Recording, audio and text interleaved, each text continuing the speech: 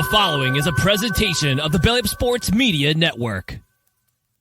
14:20 in the morning, 14 minutes and 20 seconds where the sports talk to get you through your daily commute. Hot takes, recaps, best bets, and a little humor to get your day going in the right direction. Sit back, grab your coffee, and let's get into it. All right, 14:20 in the morning for this 22nd day of December 2024. Today's show, as always, is brought to you by SeatGeek.com, the SeatGeek app. Use promo code 1420SEAT at SeatGeek.com today for that last-minute holiday shopping and save yourself $20 in the process over there at SeatGeek. Remember, we're part of the Belly Up Media Network. Go to bellyupsports.com for all the great articles and other podcasts as well, like the guys at Corner Booth, my main guys over at Craft Brewed Sports, and No Credentials Required, and on it goes with the guys over there at Belly Up Sports. Had a nice meeting with them on Friday night, which is odd to have a meeting on a Friday night, but it's one of those things. And we had a nice conversation about where we're going to be going in the new year and moving forward with Belly Up Sports and the 1420 Sports Bar podcast. For Beer with Sports Talk and a whole lot more, but today it's coffee. It's in the morning, right? It's one of those things. Yesterday, before I got to recording with Aaron from Brutally Honest Sports, the news kind of came across the Twitter machine that Rickey Henderson had passed away, and I didn't bring it up at all during the show, and maybe I should have said something, but I didn't. Until Jeff Paston or Buster Olney or one of the big dogs say something, I usually don't. I don't comment on those kind of things because you know how Twitter can be, but I put something out there on the old Twitter machine saying if Rickey passed away, then Rickey would be the first to let us know. And it turns out later on in the afternoon, Rickey passed away due to pneumonia at the age of 65, just days before his 66th birthday, which was odd considering. I mean, sicknesses can take over pretty quick. Pneumonia can take over pretty quick because Rickey seemed pretty healthy in the Oakland days, last days at the Oakland Alameda Coliseum at the end of this year's baseball season. He was his usual jovial self, talking about how Rickey can't be sad because Rickey's got too much money, and how Henderson used to talk in the third person all the time. And it's one of those ones you kind of shows you my age a little bit. When you remember how the greatness of Rickey, how great he was throughout his career when he first got drafted, and then he went on to play for the A's four different times. Then he got traded to the Yankees, back to the A's. And then those great teams in the 90s only won the World Series. Then he went over to Toronto, and the rest is history with Rickey Henderson. But how great he was throughout his illustrious career. They didn't make him any better than Rickey Henderson, and that's coming from a Yankee fan. This has nothing to do with the fact that Rickey Henderson played for the Yankees. This is the fact that Rickey Henderson played the game the way he wanted to play it. He played the game with passion, with flair, with drama, with intensity, with everything, all at the same time as having fun. And Henderson did things properly, and he played with a little bit of extra confidence. Some would call it arrogance. But the thing with Henderson that I really admired through it, now that you look back about, you know, you're in the game of baseball and you look back at the game of baseball and how these old school guys say, you know, just run, no bat flipping, no drama, no showboating, no nothing. But Rickey Henderson never wore one. Like after he'd hit a home run and he'd pimp out of the box and do everything that he would do. That the only way that Henderson could, and the only he was that guy.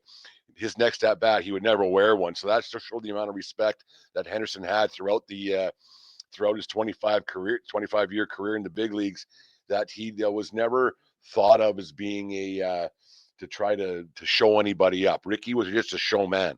He was a showman that was the greatest of all time. And I don't think that anybody, this morning before I was just going through some old stats, and the stats are for, whatever, stats nerds. That's not a shot at anybody, but I was just going through some old numbers of Henderson. He got 93% of the Hall of Fame vote. And I don't understand this Hall of Fame voting. Maybe we'll get into that right now. I've never understood this Hall of Fame voting, how a guy like Rickey Henderson, a guy like Derek Jeter, and it goes on and on. I think only Mariano Rivera has the 100% approval rate to the Hall of Fame voters. But Rickey Henderson, I don't know what more these voters could possibly want to not have a 100% vote. Yes, it was 93, which is a very high number. But for Henderson to not have that complete Hall of Fame ballot it's mind blowing to me, considering how great he was throughout his career and everything he accomplished on a day-to-day basis when he played in the big leagues. He was like no other. He was simply the best. He was just one of those guys that did everything uh, on the field, off the field, all the Rickey-isms, everything. If Rickey Henderson doesn't scream Hall of Famer, I don't know what does. Rickey was by far, and I don't think this is disputable. Maybe this is just me and recency bias because he just passed away. But you remember when we had the Rick Award, and I'm going to bring that back starting next week. To baseball players across the world, not just major league guys, but start handing out the Rick Award again, because Rick was he was personified what a professional athlete should be. He played hard. He played to win. He played to entertain the fans. He played to entertain himself, and he did it his way. It was his way or no way. And the way he like the numbers speak for themselves. Obviously, not just his numbers alone or Hall of Fame worthy, but just his persona that added another level of what Rickey Henderson was able to do. I remember like in the 90s when he went, or 89 when he got to get traded back to Oakland, when they were starting to build the Bash brothers, and just the way that team carried themselves. And Rick was the leader behind all that. Yeah, they had Canseco. Yeah, they had McGuire. Yeah, they had Dave Stewart. Yeah, they had Henderson and everything else. But it was Rickey who kind of led that whole charge with his demeanor and his confidence. Yeah, you think about when he was leading off. He was either getting on base or hitting a home run. He was unbelievable coming out of the leadoff spot, and there was never a guy ever going to be like that ever again. How baseball has changed so much, where that doesn't happen anymore. And I think if Rickey was still, if he was to come out of the minor leagues right now, or to come out of college baseball or whatever it might be, he might change the game of baseball back to what it was, because it was such an effective way of starting off a game. I don't care what anybody says. If you're at first base and you get second base, it's easier to score a run. And Rickey found ways to do that. You think about how many stolen bases, over 1,400 in his career, leadoff home runs over 80, starting a game off like that. Starting a game off 1-0 in the top of the first is way better than being down 1-0 in the bottom of the first. And Rickey found a way to do that on a consistent basis, with flair, with dramatics, with that air of confidence that was no one could see it, or no one could. Yeah, it was. He was such a great player, and nobody you like all the the honors and all the tributes that were coming out yesterday to him, man. Like nobody's going to. I said gonna on a. It's I'm 50. I shouldn't be saying gonna. It's going to. But all the tributes that were coming out yesterday towards Rickey Henderson about how great of a teammate he was, and how much fun he was to be around the ballpark. And yeah, you're not going to get any negative stuff on the guy the day a guy passed away. But he was to a man. All his teammates loved playing with him. They loved his childhood, the way he was just loved being out in the field. And Rickey Henderson, the way he competed in his own special way, it'll never be matched. And it's too bad that the game is so much different now compared to when Henderson played. Like you think back when he first, like the day he broke, it was in 1991, I think it was, when he broke Lou Brock's stolen base record at 939, I think the number was. But when he stole third base and he had the Oakley sunglasses on and he had the fluorescent green Mizuno gloves, he stole third base and pulled the base out in the whole bit and stopped the game. That was Rickey. And he would do that no matter what. He did a home run, and he'd end up halfway to the first base dugout, pimping and flaring and everything else. He was bat flipping before bat flipping was bat flipping. It was just such a positive thing to watch, and the thing is, he could back it up, right? If you MVP in 1990, Henderson was able to back it up all the time. I wrote an article for the 1420sportsbar.com last night, just reminiscing about some things that Henderson did and how great he was, and you took it for granted. And like the thing is with the Henderson that you forget about, or that's going to be lost in this whole thing, is that there will definitely never be another guy with that kind of charisma, that kind of flair, that kind of skill. So many athletes now, and I'm not going to start hacking on today's athlete compared to what they were 20, 30, 40 years ago. But today's athlete, they're very cookie cutter, and they're all the same. And they say the right thing, and they do this and they do that, and they all the same haircut, especially hockey players. And Rickey was a man of his own. Rickey, he wore his pants a little too tight. He wore his jersey one size too small to show off his biceps. He pulled his socks up a little bit higher. He did it all, and he never changed. He wore his hat a little bit goofy. He was an Oakland kid, and he was Oakland through and through. Like, he played for 9 different teams. You didn't know where he was going to end up half the time, but Rickey always ended up playing for Oakland. And to me, he'll always be an Oakland A, even though he won that. Like, you think about when he got traded to Toronto from Oakland in 1993 to secure that second World Series for the Toronto Blue Jays. Like, you think of that White, Anderson, or Alomar, Molitor, Carter, Olerud. Then you threw the H in there for the real Whamco with Henderson. And when they first got him, I was like, where the hell are they going to put him? And then I thought, you know what? It doesn't matter. It's Henderson. Put him anywhere. Put him at the top. Put him behind White. Put him anywhere you want in that lineup. And he's going to make that team better. And he did. And you think in that 9th inning, and it was on TV the other night, they were talking about that 93 World Series. Those best games ever on the Major League Baseball Network are fantastic. If you haven't watched them, make sure you tune into those. Not they need my advertising, but no, they're fantastic to watch. But Henderson, he got that leadoff walk in the 9th off Mitch Williams, and he just set the tone. He set the tone so often for baseball teams to keep that pitcher off balance, to keep that guy. You know, you got to think that Rickey's going to be going, because Rickey would tell you. He said, Rickey's going. And the way he talked in the third person, it was such a, it's going to be missed. And even like when he was talking at the Oakland A's closing days this past season, he was always smiling, always loved to be out in front of the crowd, always loved to be part of it, and just loved being a professional baseball player. And he just loved being on the field, and he just didn't want to quit playing. I think he played at the age of 45. Like, the A's were going to give him a 1-day send-off, so he retired in an A's jersey. I think his last team was the Dodgers. I think I get lost in old Rickey, how it was going. I guess I could have looked it up, but he was such a, just, it's hard to describe. Like, for people who are younger than younger, like in even your 30s, I guess, go back and watch some old Henderson videos on YouTube, because it was unbelievable how great this guy was. It was unbelievable what he could do on the field, and how he would change the game. Even when he just caught a lazy fly ball, he would do it with some flair to make the game interesting.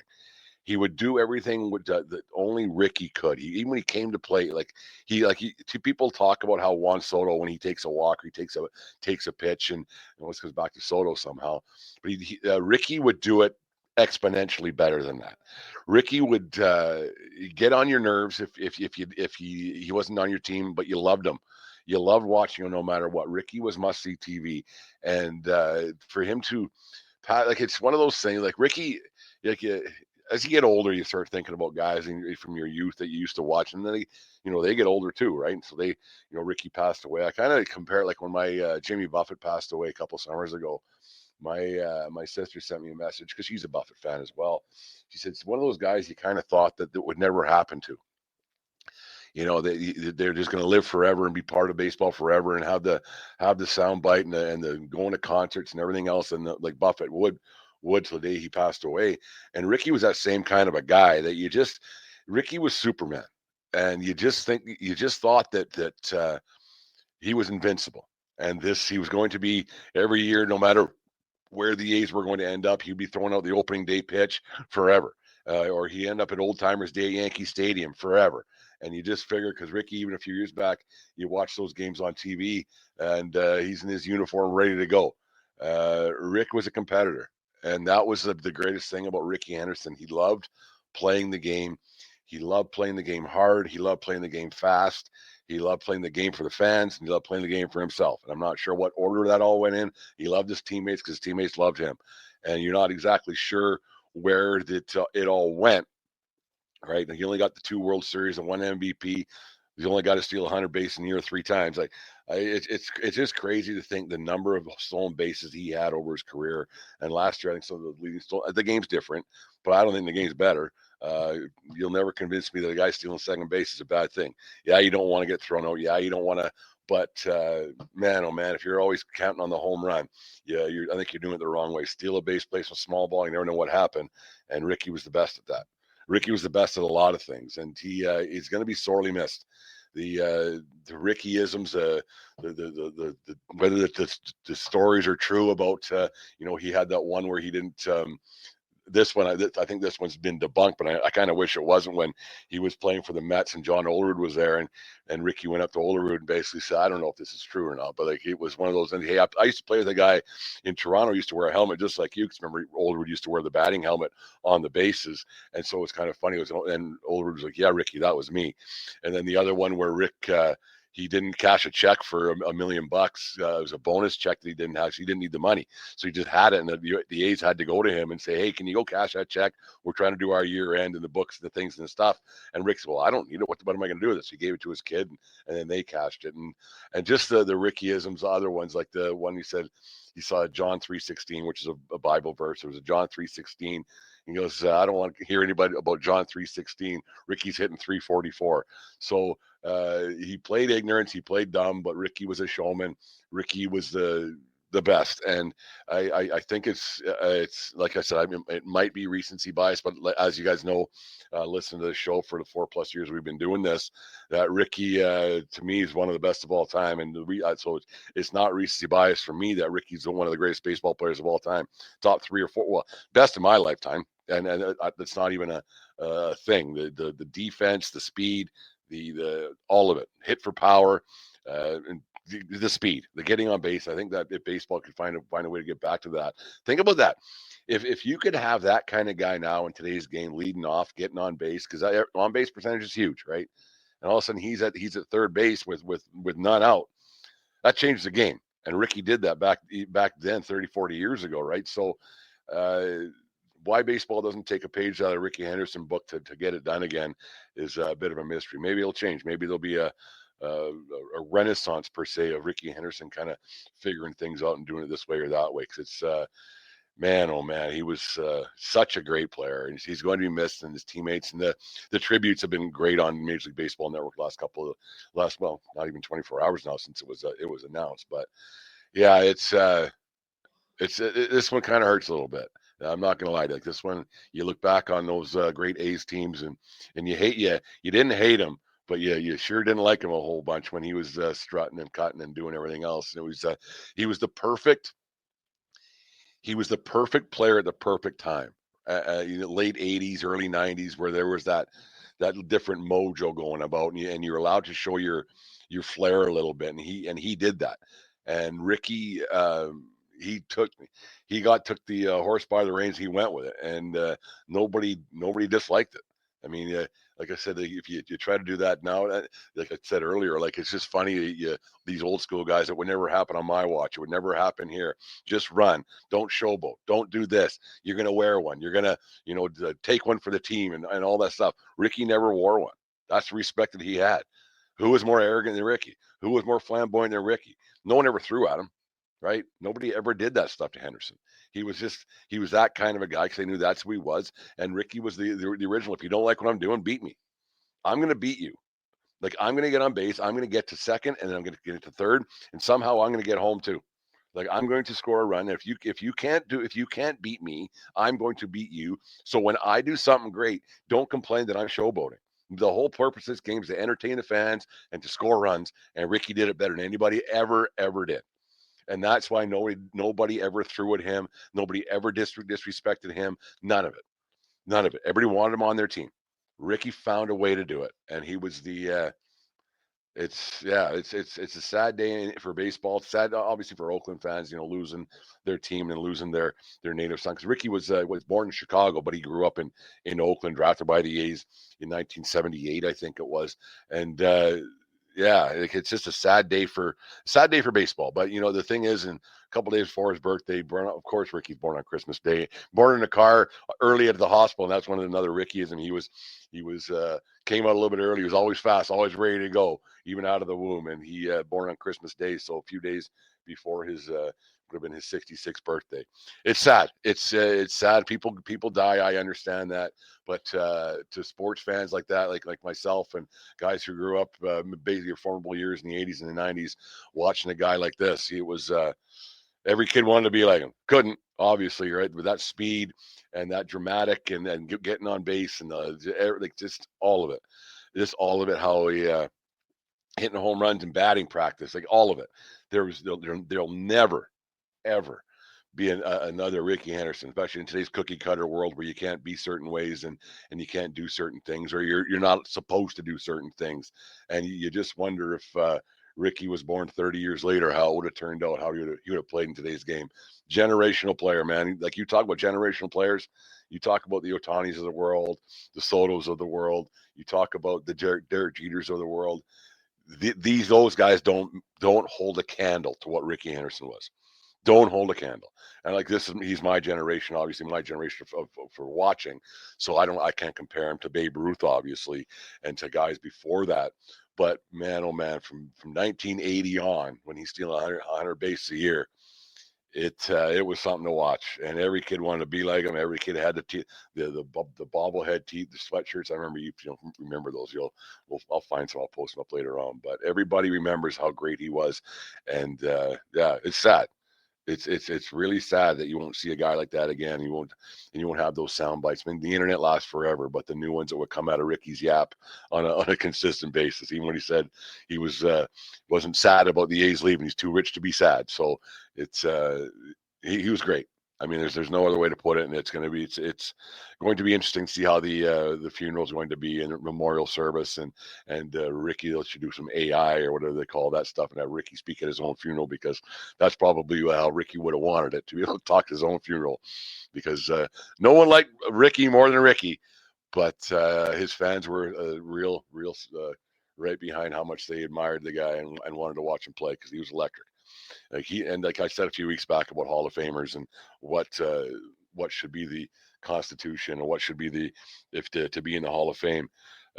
Rickey Henderson, they put a picture. If you're anywhere near this, you're in the Hall of Fame, because people would pay money, no matter what age he was playing at, to see Rick play. And he was the epitome of a baseball Hall of Famer. He's the epitome of an all-time great. There's not many guys who can go by their first name and everybody knows who they were. Mariano, Kareem, Magic, and Rickey. When you say Rickey, everybody knows who you're talking about. They're talking about Ricky Bobby Talladega Nights.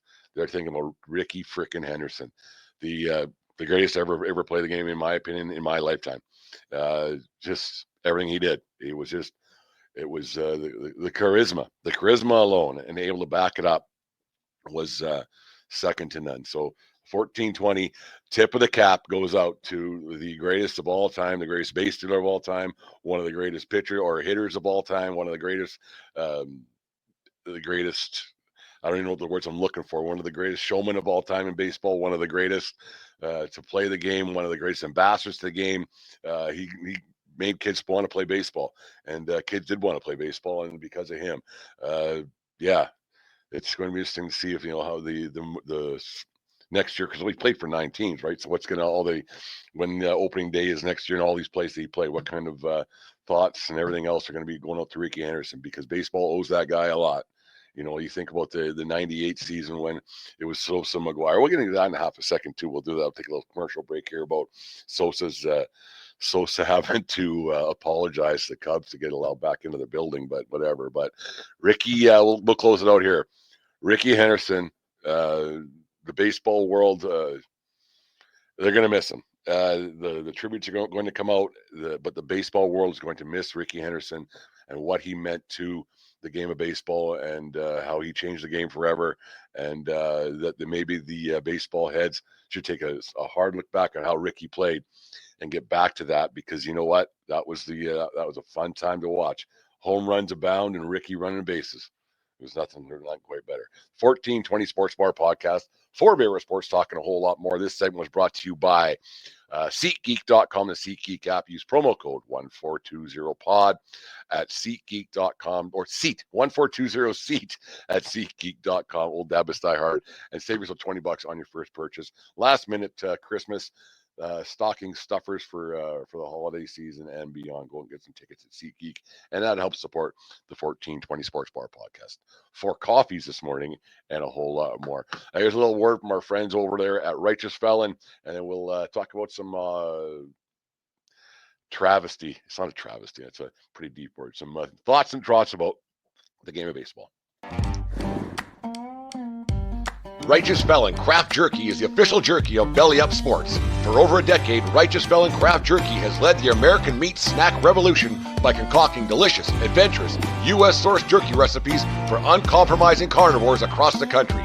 With 15 different flavors to choose from, Righteous Felon has all jerky lovers covered, and by using promo code BELLYUP, you will get 15% off your purchase at righteousfelon.com. Do your taste buds a favor today and rip into a bag of Righteous Felon jerky. All right, go to righteousfelon.com, just like I said in that little ad there. It's the golden voice of Brent Radlinski on there. I forgot that it's been a year since I did that. My God. Anyways, go to righteousfelon.com for the best in craft jerky. Use promo code BELLYUP and save yourself 15% over there at righteousfelon.com and help support Belly Up Sports and the 1420 Sports Bar podcast. Over the weekend, it's like the Hall of Fame and baseball, and it's infuriating to me. Baseball dork, as you guys know, but it still doesn't make me any less crazy about how the talking heads and the powers that be, they're the powers that be treat this great game and how they treat their athletes who may have bent the rules a little bit, but I don't know if they ever broke them. But Sammy Sosa issued an apology to the Cubs and Cubs fans for his use of performance-enhancing drugs, I guess you could say. You would say. But it's a little bit strange that he was basically singled out for doing this. But what's really forgotten about is that Bud Selig is in the Hall of Fame. And Bud Selig was the commissioner back in 1998 when the Sosa McGuire home run chase was on that basically saved the game of baseball from eating itself after the 94 strike and everything else. And Sammy Sosa and Mark McGuire had that magical run chasing Roger Maris, and on it goes, and the home runs, the commercials, the chicks dig the long ball, and all of it, right? And then you had the A-Rod, his stuff with the PEDs, and McGuire and Canseco and the juice and the things and the stuff. And so all these players have had to pay the price for cheating, quote unquote, but they really weren't, because it wasn't illegal. It wasn't against the rules. It's just, it was just unethical, I guess. But for some reason, Bud Selig got in the Hall of Fame. He was the one who was behind all this. He never said anything that was unbecoming of baseball, or to try to stop this thing. Like when the Andros Steendion was you remember that? Geez, that's a long time ago. That's 26 years ago. The Andro bottle in McGuire's locker, and what's this, what's that, and then on it went. But anyway, so I don't understand why these baseball players get vilified for something that the baseball turn their head to. And this has been a topic for a long time. Well, I'm going to put a 1420 spin on it. These players who don't end up in the Hall of Fame. I'm not saying Sammy Sosa is a Hall of Famer. Sammy Sosa is an all-time great Cub. He's not a Hall of Famer. But for a guy to have to grovel and send out an apology to just be allowed to come into Wrigleyville and be part of the sports world that is the Cubs. I mean, it's one of the bigger franchises in baseball. But for him to have to grovel and kiss the feet of these owners and the commissioner who made nothing but money, and he helped save baseball, I think it's really wrong and really shitty. It took me till 8:47 to swear at 14:20 in the morning. But anyways, it just doesn't make sense to me. And then you see the Hall of Fame ballots are slowly leaking in, and they're coming in. And I think it gets released next week or the week after. I can't remember. It doesn't much matter. And you see some, and yes, the A-Rods of the world are left off again. The Manny Ramirez are left off again. And anybody who tells me that Russell Martin, really solid player, anybody who tells me that Russell Martin's a Hall of Famer and Alex Rodriguez isn't, is out of their mind. And these people have votes. They're out of their freaking mind if they think that A-Rod isn't a Hall of Famer and Russell Martin is. Russell Martin's a really good player. He's a really good player. Baseball Canada Hall of Famer. Yeah, I'll give him that. But he's not better than Alex Rodriguez. I know they're not saying he's better than Rodriguez, but is he more deserving of a Hall of Fame spot? No, still no. Just don't even vote for him. Like, don't even vote for anybody then. And which I think that's got to be changed. But for these owners to be turning a blind eye and be collecting paychecks and filling buildings, and me and Aaron talked about it yesterday as well. Really good show. Whenever Aaron comes on the or I go on his show, it's we just had a supposed to be 7 o'clock start yesterday morning, didn't get going until about 8:10, but whatever, it doesn't much matter. Like he I think he forgets it's East Coast to Mountain Standard Time thing. But it's just funny that all these owners who basically just collected paychecks, baseball was being saved. Yeah, these players made a lot of money, but how they got vilified and how they have to go groveling back to these ownership groups and to their fan bases and saying, "Can you please let me be part of this again? Because I don't have many years left in me." I think it's completely wrong. Bud Selig gets in the Hall of Fame, and he was the one that could have done something about the PED hoo-ha that was going on in the 90s, and he didn't do anything. He's in the Hall of Fame. Why? So why are these players being told that they can't be part of it? And I know this story gets old, but every year it comes up at a Hall of Fame voting time, where it's not right. It's not right that these players, that guys like Alex Rodriguez, are still out of the Hall of Fame. Alex Rodriguez, like I said last week, would have been $1 billion player. If Soto got $765 million, A-Rod gets double that. Double that. He gets $100 million a year. Really, if you want to put it in perspective, right? So all these guys who get vilified for being on PEDs, everyone, and the argument, everyone was doing it. Well, that's not true, because there's guys who weren't, but there's guys who were, and it saved baseball to what we have today. Without those guys doing what they did back in 1998, and Sammy Sosa's one of them. For Sammy Sosa to have to grovel to the Cubs is so wrong. It's so wrong. When all of these owners, you look at how much money they're making. You look at how much freaking money these owners are making, and he has to go and grovel back to be allowed back in. That's wrong. That is so wrong. These franchises are worth double and triple the amount of money that they were back in '98 when at the peak of the home run chase to get Maris. You think how much money the Cubs are worth now, and Sammy Sosa has to grovel. That is just really, really messed up. It doesn't make sense to me how that is a thing still, how these guys for X amount of years, for 26 years later, they still have to be extradited from baseball, that they're a baseball purgatory.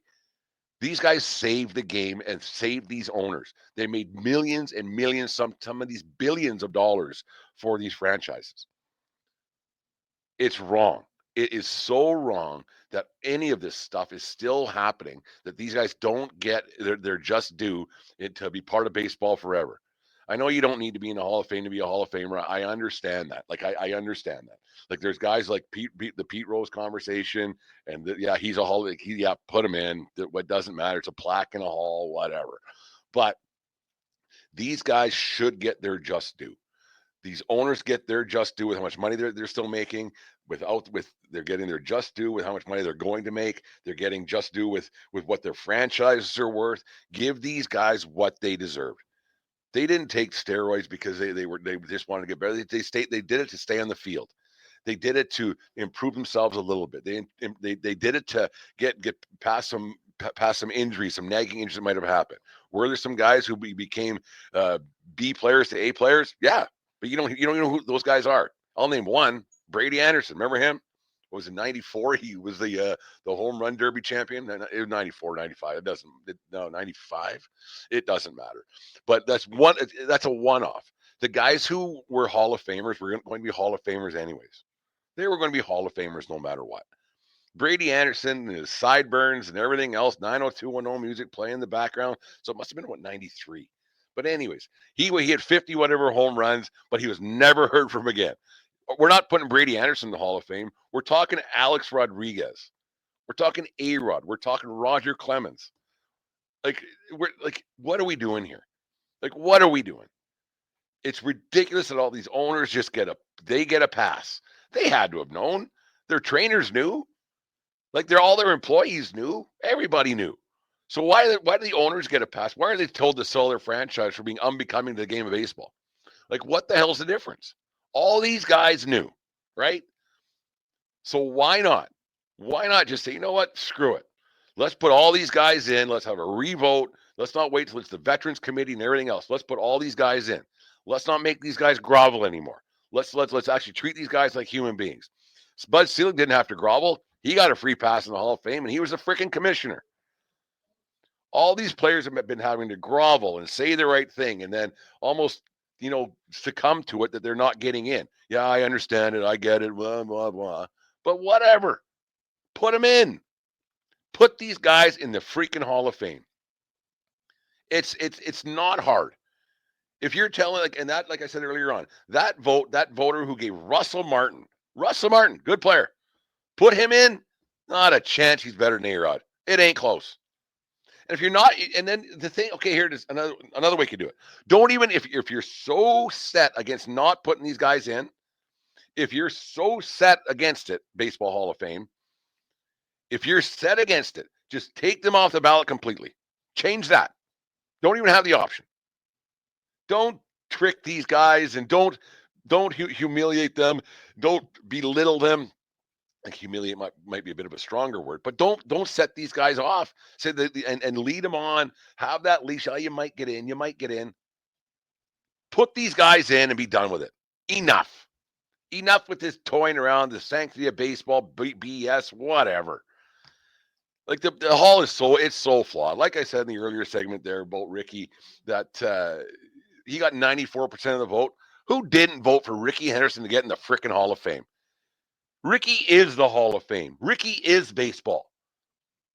Nobody showed more passion. Nobody showed more flair. Nobody showed the showmanship, the entertainment value that Rickey Henderson did. Nobody. And he only got 94% of the Hall of Fame vote. The people who didn't vote for Rickey Henderson should be strung up by their toes, used as a piñata for a few hours. Not killed, just maimed a little bit. I'm kidding, obviously. It's too close to Christmas to be maiming people. But it's crazy the way that baseball, it's not a Major League Baseball entity, but the way the Hall of Fame can dangle this carrot in front of these guys, and the way they can use this as a tool to twist people around. It's not right. It should be. I don't know. It's odd to me that every year we have this exact same conversation, and not many people disagree. Like Pete Rose, yeah, you want to have a conversation every time about Pete Rose? Yeah, go ahead. I'd love to. It's a great conversation. You want to have a conversation about A-Rod? Yeah, let's have a conversation. Manny Ramirez? Yeah, let's do it. Roger Clemens? Yeah, let's do it. Barry Bonds? Yeah, 100%. Let's do it. Who was worse? Who was worse for the game of baseball? Bud Selig allowing franchise to move. He hid the steroid thing just as much as anybody else. Who was worse for the game of baseball? Bud Selig or Barry Bonds? Answer that. Answer that. You can't, right? Hall of Fame committee won't. Hall of Fame committee won't. Barry Bonds was just as much saving the game of baseball as anybody else was. He was. After the McGuire-Sosa home run chase, yes, 70 is a bit of an inflated number, obviously. 72, I think he got to. Yeah, that's a bit of an inflated number, but whatever. He did it. Great hitter. Greatest of all time. Greatest home run hitter of all time. Should be in the Hall of Fame. Somebody's voting for Russell Martin, Dustin Pedroia, and they're not voting for Alex Rodriguez. They can't even vote for Barry Bonds anymore. They can't vote for Roger Clemens anymore. But Russell Martin is getting Hall of Fame votes. Bobby Abreu is getting Hall of Fame votes. And Alex Rodriguez isn't. Show me the logic on that. Show it. It's absolutely ridiculous how that gets treated. How it gets treated as a toy for these reporters and owners, and on it goes. And how these players have to go back years later and grovel to be a part of it. Sammy Sosa saved baseball. He shouldn't have to grovel to the Wrigley faithful, to the Ricketts family, to anybody. If anything, it should be the other way around. The Cubs were garbage. No one was going to Wrigley. Nobody. You think after 9/11, when Sosa ran out in the field there with that little American flag, he didn't have to do that. But he did for the fans, for the franchise, for baseball. Sosa's not a Hall of Famer, but he should be in the Cubs Hall of Fame. Should be a lot of Cubs festivities. Should be throwing an opening pitch every year, at least once. Maybe not opening day, whatever. But for him to have to grovel and send some cockamamie apology to some owner who doesn't give a shit about the fans, keep raising beer price, keep raising price for everything because you're just record-making revenues. And he has to grovel for a franchise that he saved. You didn't do it, owner. You didn't. The Cubs have been around forever. Sosa's an all-time Cub. And for him to have to grovel for this, it's ridiculous. For all these players over the years who had to grovel and save and apologize for saving baseball, for changing the way the game's played, I don't understand it. I just don't understand it. It's gross the way that they treat the Hall of Fame as a toy, and the way that these players just don't get a chance to get in and get the just due they deserve. Did they cheat baseball? Nope. Because there was a lot of people doing it. And they must not have cheated baseball that bad because the commissioner knew. And there's no way he didn't. There's no way he didn't. It was right in front of his eyes. All the training staff knew. Everybody knew. Everybody knew. So why these guys aren't just, they save baseball from itself. And now with record-breaking revenues, franchises are worth how much money? These guys saved it from the owners. And they should be part of the Hall of Fame. Russell Martin getting votes over, like Martin's a good player, but he ain't no Alex Rodriguez. He's no Manny Ramirez. Those guys are Hall of Famers. Russell Martin's not. Anyways, that's it for the 1420 Sports Bar podcast for today. 4 Beer, we're sports talking a whole lot more. It's coffee time, so 9 in the morning here in Lethbridge, Alberta. Heading out to Medicine Hat later on today. Spend the Christmas holidays with the in-laws, taking mom to the airport in Calgary later on this afternoon. She's flying out to spend the holidays with my sister out in Vancouver Island and my brother. So that should be a lot of fun. Wish I was going with them. Not that I don't want to spend time with my in-laws, but it's just one of those things. It's Christmas, so whatever. But we'll discuss that later. Have yourselves a great Christmas. I don't think I'll do one until probably Boxing Day. So that's Thursday. I'll probably get back on the air, see how things go. I'll take my stuff with me and might do another show between now and then. But if I don't talk to you guys live on air between now and then, I want to wish you guys all a Merry Christmas who've been following the show and reading the articles on the 1420 Sports Bar. Wrote a good one last night about Rickey Henderson, so make sure you check that one out. Check out all my friends. Merry Christmas, all my friends, podcast friends out there. Fan of the van, Jim Ho. Hope you're having a great time. Always enjoy talking. We'll do one. Aaron from Bouillon Sports has been on quite a bit lately. 2 news of sports news, and on it goes from my family to yours, and from all our podcast listeners out there.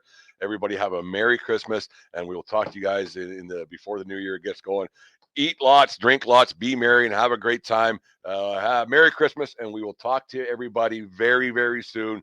Cheers. Keep watching the show. Like, tweet, SeatGeek, Righteous Felon, all the stuff. Read the articles, whatever.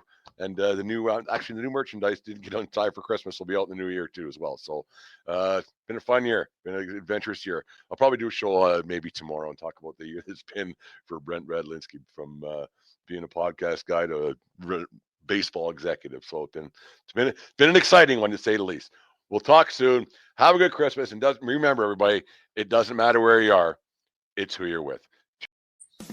You just listened to the 1420 Sports Bar podcast. 4 Beer with Sports talking a whole lot more. We are part of the Belly Up Media Network. Let's get into it.